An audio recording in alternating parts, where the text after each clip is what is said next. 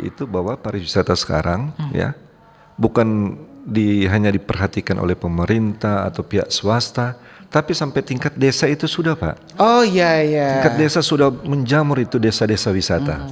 Karena beberapa tahun lalu ada Desa Budo yang mendapatkan Desa anugerah Budo, desa wisata betul. kan. Baru itu 2022 ya. 2023 Kaskesen 2, Pak. Oh iya, Iya. betul. Dan sekarang tahun ini Batu Putih, Kota Bitung masuk 50 besar.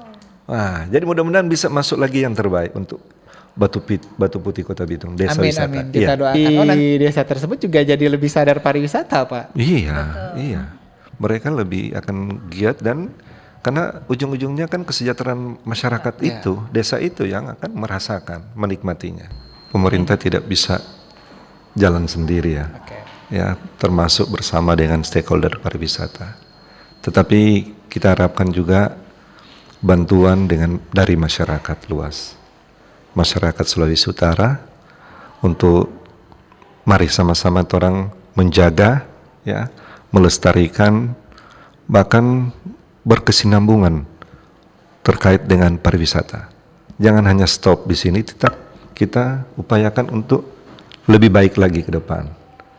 Terkait juga dengan medsos, banyak anak-anak muda yang pinter-pinter ya. Di Manado, di Solo itu banyak.